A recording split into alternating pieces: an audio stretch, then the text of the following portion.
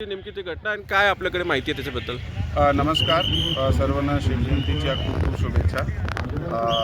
मोठ्या प्रमाणाने जे भाविक आहे ते काल दिवसापासून सकाळपासून इथे शिव जन्मस्थळ जे आहे त्या दर्शनासाठी शिवनेरी गड किल्ल्यावर येते आणि रात्रीसुद्धा ते कंटिन्यूस ज्योती घेऊन ये जा चालू होता भाविकाचा. त्यातून सकाळी 3-3:30चे दरम्यान एक ग्रुप जे ज्योती घेऊन आला होता तो खाली जात होता.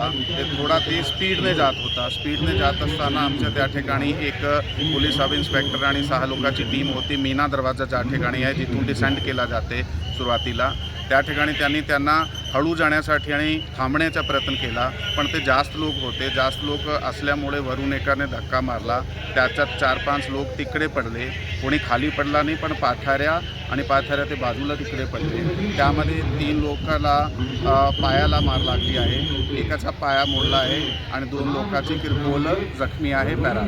त्याशिवाय आता पोलीस बंदोबस्त अगोदर पण त्यावेळी होता, आतासुद्धा वाढवण्यात आलेला आहे. सुखरूप चालू आहे आणि कंट्रोल पद्धतीने जे आहे ते लोकांना सोडला जात आहे.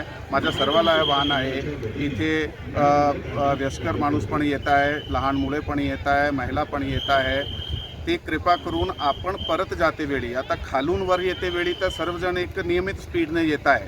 ते धावत येऊ शकत नाही आहे एका पॉईंटच्या पुढे, परंतु खाली जेताना घाईने जाऊ नये आम्ही वारंवार आवाहन करतो. PA सिस्टमवर वारंवार अनाऊन्समेंट करतो.